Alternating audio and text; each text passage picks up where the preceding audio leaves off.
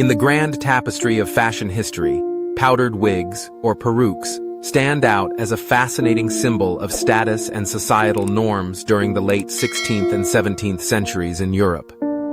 These extravagant hairpieces were not merely accessories, but rather reflections of the intricate interplay between personal grooming, social standing, and the prevailing medical concerns of the time.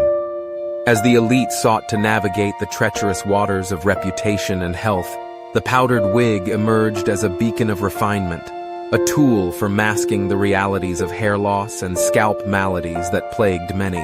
The allure of powdered wigs can be traced back to the royal courts of France, where figures like King Louis XIII and his son, Louis XIV, donned these elaborate creations. Their influence was monumental.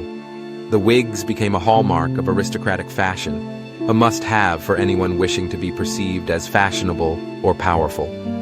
Crafted from a blend of human and horsehair, these wigs were styled into elaborate curls and waves, often adorned with ribbons or other decorative elements.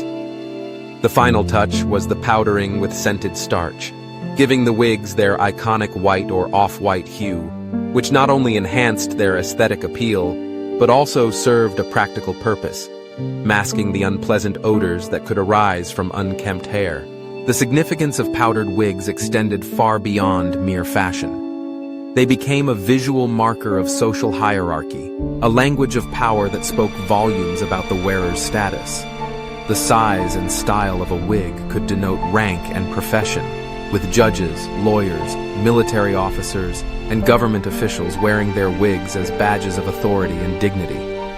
In a world where appearances were paramount, these wigs allowed individuals to project an image of health, respectability, and, crucially, control over their circumstances. They were a means of asserting one's place within the rigid social structures of the time, where the right wig could elevate or diminish one's standing in the eyes of peers and society at large. Yet, as with all trends, the reign of the powdered wig was not destined to last forever. The late 18th century ushered in a period of profound social and political upheaval, epitomized by the French Revolution. The very symbols of aristocratic excess, including the lavish wigs, began to be scrutinized and vilified.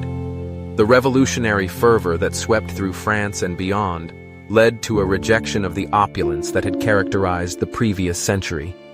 The rise of the middle class and the spread of democratic ideals rendered the ostentatious displays of wealth associated with powdered wigs increasingly archaic and out of touch with the changing sentiments of the populace.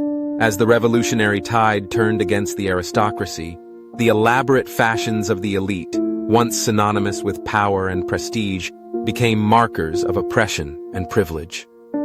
The powdered wig, once a symbol of refinement, found itself relegated to the annals of history, a relic of a bygone era. The societal shift towards more egalitarian ideals meant that the very act of wearing a wig could now be seen as an affront to the principles of equality and simplicity that the revolutionaries championed. In conclusion, the story of powdered wigs is a rich narrative woven from the threads of medical necessity, social ambition, and cultural evolution. They encapsulate a moment in history where fashion was inextricably linked to identity and power. As society evolved, so too did the perceptions of such symbols of status, reminding us that the garments we wear are often reflections of the world we inhabit, complex, ever-changing, and deeply intertwined with the currents of history.